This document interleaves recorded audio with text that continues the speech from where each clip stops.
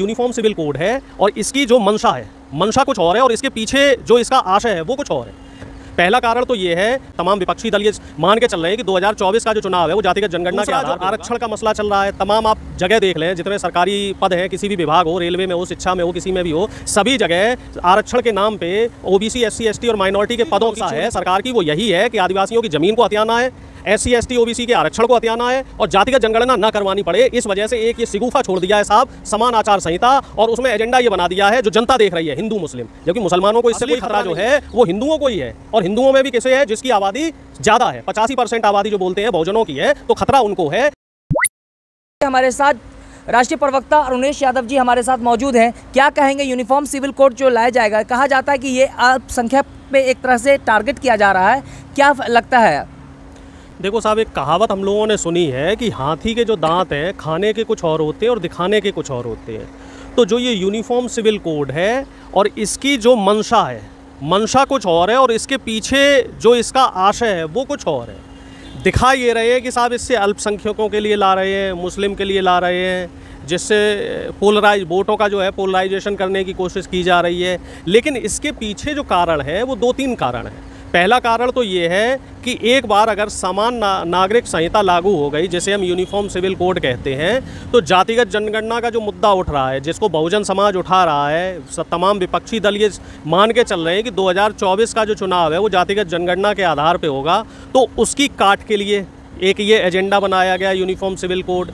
दूसरा जो आरक्षण का मसला चल रहा है, तमाम आप जगह देख लें, जितने सरकारी पद हैं, किसी भी विभाग हो, रेलवे में हो, शिक्षा में हो, किसी में भी हो, सभी जगह आरक्षण के नाम पे ओबीसी, एससी, एसटी और माइनॉरिटी के पदों की चोरी की जा रही है। हजारों लाखों पद जो है उनमें घोटाला किया जा रहा है। तो एक बार अगर समान नागरिक संहिता लागू हो जाएगी तो उसके बाद जो है आरक्षण का मसला ये लोग ख़त्म कर देंगे। ये कहेंगे साहब कि कोई पद आरक्षित नहीं होगा क्योंकि अब तो समान आरक्षण संहिता लागू हो गई, जातिगत जनगणना का मुद्दा खत्म हो जाएगा। और एक और सबसे अहम मसला है जिसे हम कहते हैं आदिवासियों का विशेषाधिकार, जिसके तहत आदिवासी क्षेत्र जहाँ जहाँ भी हैं, चाहे वो पूर्वोत्तर राज्य हो, छत्तीसगढ़ हो, झारखंड हो, इनके साथ तमाम जो पहाड़ी इलाके हैं, जो आदिवासी इलाके हैं, वहाँ आदिवासियों को एक विशेषाधिकार है कि उनकी ज़मीन जो है उस पर कोई और कब्जा नहीं कर सकता, सरकार भी कब्जा नहीं कर सकती। तो समान आचार संहिता लगने के बाद क्या होगा कि आदिवासियों के जो विशेष अधिकार हैं वो ख़त्म हो जाएंगे। और असली जो मंशा है सरकार की वो यही है कि आदिवासियों की ज़मीन को हथियाना है, एससी, एसटी, ओबीसी के आरक्षण को हथियाना है और जातिगत जनगणना न करवानी पड़े। इस वजह से एक ये सिगुफा छोड़ दिया है साहब समान आचार संहिता, और उसमें एजेंडा ये बना दिया है जो जनता देख रही है, हिंदू मुस्लिम, जबकि मुसलमानों को इससे कोई खतरा नहीं है। असली खतरा जो है वो हिंदुओं को ही है, और हिंदुओं में भी कैसे है जिसकी आबादी ज़्यादा है, 85% आबादी जो बोलते हैं बहुजनों की है, तो खतरा उनको है। तो ये चीज़ जो है इस देश के जो बहुजन है उनको समझनी पड़ेगी। लेकिन ऐसा कहा जा रहा है कि ये खासकर मुसलमानों को टारगेट किया जाता है, बहुत सारे ऐसे जो है लोग हैं। बता चुका हूँ कि ये सिर्फ दिखाने के लिए है कि सब मुसलमानों को टारगेट कर रहे हैं, क्योंकि 2014 में पोलराइजेशन के लिए 14 में भी ये जो है पोलराइजेशन की नीति ले आए थे, ठीक है। उसके बाद 19 में भी ये उन्होंने वही पैतरा फेंका, अब फिर से वो पैतरा फेंकना चाह रहे हैं, दिखाने के लिए है सिर्फ। अब आप बताइए, समान आचार संहिता लग जाने से मुसलमान को क्या नुकसान होगा? भाई मुसलमान तो अपना बढ़िया गुजर बसर कर रहा है, उसके ऊपर आप क्या कर दोगे? उसे क्या देश से बाहर निकाल दोगे? वो आपके हाथ में है नहीं। तो एजेंडा जो इनका है, उस हिडन एजेंडे को, जो छुपी हुई इनकी जो साजिश है, उस साजिश को सभी लोगों को समझना होगा। और जो समान आचार संहिता की जो बात ये लोग कर रहे हैं, इसको सिरे से खारिज करना होगा। और सबसे ज़्यादा जो इसका विरोध है आदिवासी कर रहे हैं। नेशनल मीडिया इसको नहीं दिखा रहा है, लेकिन सबसे ज़्यादा जो विरोध है वो आदिवासी समाज में है। अलग अलग लोग हैं, उनके साथ अलग अलग व्यवहार किया जाता है। क्या समान नागरिक संहिता लागू हो जाने के बाद सबको एक, जितने भी भारतीय होंगे सबके लिए एक कानून होगा, ये अच्छा नहीं है? पहली बात तो मैं आपको बता दूं कि हमारे देश में संवैधानिक अधिकार जो है अभी तक सभी लोगों को नहीं मिले हैं। तो फिर समान आचार संहिता लगने के बाद 1 मिनट को मान भी लेते हैं, एक पल को, कि समान आचार संहिता लग गई, तो उससे क्या दलित घोड़ी पे बैठने लगेगा, दलित मूछ रखने लगेगा? क्या एक ब्राह्मण और दलित के यहाँ रोटी बेटी का संबंध हो सकता है? क्या एक अति दलित मंदिर में पुजारी बन सकता है? क्या हिंदू मुस्लिम के बीच में आपस में रोटी बेटी का संबंध होने लगेगा? नहीं साहब, क्योंकि हमारे समाज की जो कुरीतियाँ हैं, पहले हमें उन कुरीतियों को हटाना पड़ेगा। और वो कुरीतियाँ जो हमारे समाज में जो फैली हुई हैं, जाति के नाम पे, धर्म के नाम पे, ऊंच नीच के नाम पे, वो कैसे दूर होंगी? जब आदमी संविधान को पढ़ेगा, अपने मौलिक अधिकारों को समझेगा, और शिक्षा का जो अधिकार है ना, सरकार को ये काम करना चाहिए था। क्योंकि सरकार की तो आप जानते हैं मनसा नीयत जो है वो ठीक नहीं है। सरकार को पहले तो समान शिक्षा लागू करनी चाहिए थी, चाहे गरीब का बच्चा हो, अमीर का बच्चा हो, मुस्लिम का बच्चा हो, हिंदू का हो, चाहे दलित का हो, ब्राह्मण का हो।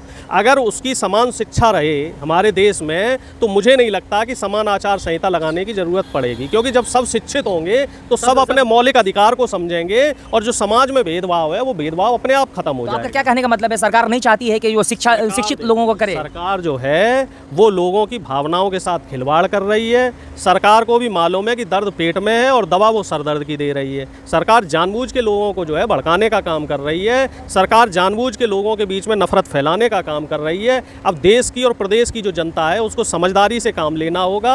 जनता को समझना होगा कि इनके जो एजेंडे हैं वो चुनाव से पहले ही क्यों शुरू हो जाते हैं।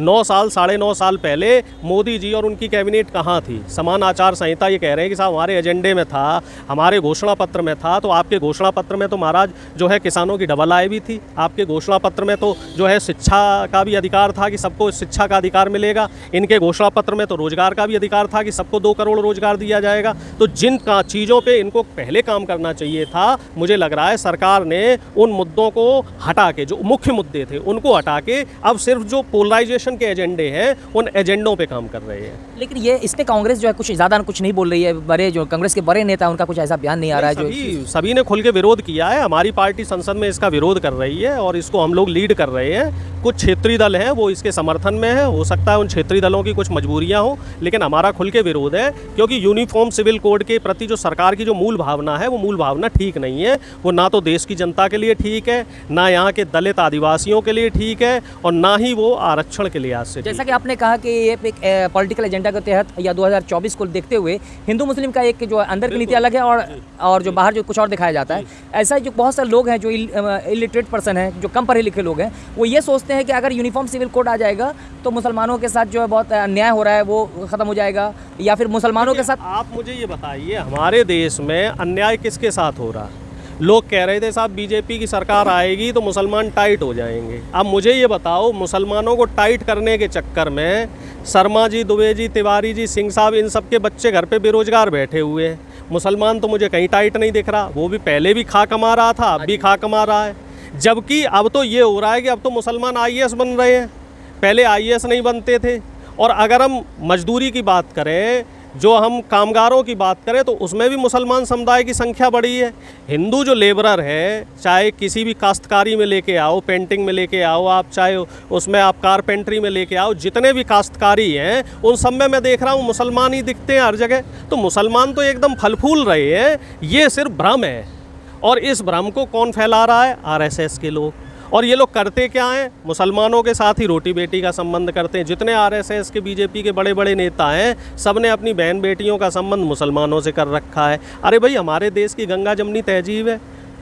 कोई 1 साल से तो हम लोग साथ में नहीं रह रहे, कम से कम 1000 साल से हम लोग साथ में रह रहे हैं। तो हमें इन लोगों से क्या खतरा है? जब मुग़ल हमारे कंट्री में आए तो आप बताइए कि मुग़लों की जो ब्रिटिशर्स जब हमारे कंट्री में आए तो ब्रिटिशर्स की या अंग्रेज़ों की जो मुखालफत है वो किसने की? RSS वालों ने तो नहीं की, देश के हिंदुओं ने की, देश के मुसलमानों ने की। RSS और मुस्लिम लीग ने मिलके क्या किया? हिंदुस्तान पाकिस्तान के टुकड़े किए, और उसका ठीकरा किसके ऊपर फोड़ दिया? उसका ठीकरा कांग्रेस के ऊपर फोड़ दिया। जबकि कांग्रेस पार्टी हमेशा जोड़ने का काम करती रही, और हमने कभी भी जो है देश को जाति में और धर्म में बांटने की कोशिश नहीं की। हम लोग संविधान को मानने वाले लोग रहे हैं। लेकिन BJP क्या है, हर जगह तोड़ने की नीति कर रही है। मणिपुर देखिए साहब, मणिपुर में वहाँ मणिपुर जल रहा है, और भी और राज्यों के हालात देखो। जम्मू कश्मीर में भी बंदूक के दम पे आप कह रहे हो हर आदमी को, जम्मू कश्मीर घाटी में हर व्यक्ति को बंदूक की नोक पे रख रखा है आपने साहब 4 साल से, और आप कह रहे हो कि साहब सब बढ़िया है। अगर सब बढ़िया है तो घाटी से लोग जो है पलायन करके जम्मू में नौकरी क्यों करने आ रहे हैं, अगर सब बढ़िया है तो? और आप उत्तराखंड में देखिए, आज तक कभी भी उत्तराखंड में हिंदू मुस्लिम का मामला नहीं हुआ। और केदारनाथ में देखो साहब, तख्तियाँ चस्पा कर दी गई कि मुसलमान अपने जो है घर खाली करें। अब आप बात कर लो सिर्फ मुसलमान ही नहीं, सिख भाइयों का देख लो, पंजाब में क्या हालात कर रखे हैं इन्होंने। पंजाब में जो एक दंगे भड़काने का जो काम है वो ये लोग कर रहे हैं। तो ये इन लोगों की जो है, और ईसाई धर्म आपका नॉर्थ ईस्ट में ईसाइयों को परेशान कर रहे हैं, बुद्धिस्ट को ये लोग परेशान करते ही हैं। तो ऐसा नहीं है कि सिर्फ मुसलमानों को परेशान कर रहे हो या किसी एक पर्टिकुलर वर्ग को जो है ये परेशान कर रहे हो। ये हर जगह एक चुनावी एजेंडा चलाते हैं और उस एजेंडे के तहत ये लोग काम करते हैं और फूट डालने की इनकी जो है फूट डालने की नीति रहती है, जिससे कि वोट जो है वो पोलराइज हो जाए। इनका जो मुख्य मसला जो है वो पोलराइजेशन का है। यानी कि वोट के लिए आपके चैनल के माध्यम से मैं देश की जनता को ये संदेश देना चाहता हूँ कि ये जो यूनिफॉर्म सिविल कोड है इस पर हमें ध्यान नहीं देना है। हमें सरकार से शिक्षा पे सवाल करना है, हमें सरकार से रोजगार पे सवाल करना है, हमें सरकार से किसानों की आय पे सवाल करना है, हमें सरकार से जो है बढ़ती हुई महंगाई पे सवाल करना है, भ्रष्टाचार पे सवाल करना है। ये सिर्फ चुनावी एजेंडा है, इसको हमें सरकार को एजेंडा नहीं बनाने देना। बहुत बहुत धन्यवाद। अभी हमारी बातचीत हो रही थी कांग्रेस के राष्ट्रीय प्रवक्ता अरुणेश यादव जी से। उन्होंने कहा कि यूनिफॉर्म सिविल कोड जो है वो सिर्फ मुसलमानों के लिए नहीं, एक चुनावी एजेंडा है। ये जो जैसे हाथी के दांत दिखाने के अलग होते हैं, खाने के अलग होते हैं, सेम उसी तरह से ये चुनावी एजेंडा है। लेकिन इससे सबसे ज़्यादा नुकसान होगा तो उसके अलावा मुसलमानों को नहीं होगा, जो दलित हैं या जिसकी आबादी बहुत ज़्यादा है, जो आरक्षण कैटेगरी में आते हैं, जो ओबीसी माइनॉरिटी में आते हैं, उनका सबसे ज़्यादा नुकसान होगा। अगर भाजपा सरकार अगर कुछ योजना लाना चाहती है, कोई कानून लाना चाहती है, तो जो उन्होंने वादा किया था 2 करोड़ रोजगार जो पर साल एवरी ईयर लाने का जो उन्होंने वादा किया था वो लाए, या शिक्षा में समानता लाए, गरीब हो या अमीर हो सभी के लिए अच्छी शिक्षा की व्यवस्था करे। इन सभी बातों पर आप लोगों की क्या राय है, कृपया कमेंट करके हमें ज़रूर बताएं। अब तक के लिए बस इतना ही, फिर मिलेंगे एक नई अपडेट के साथ। जय हिंद, जय भारत।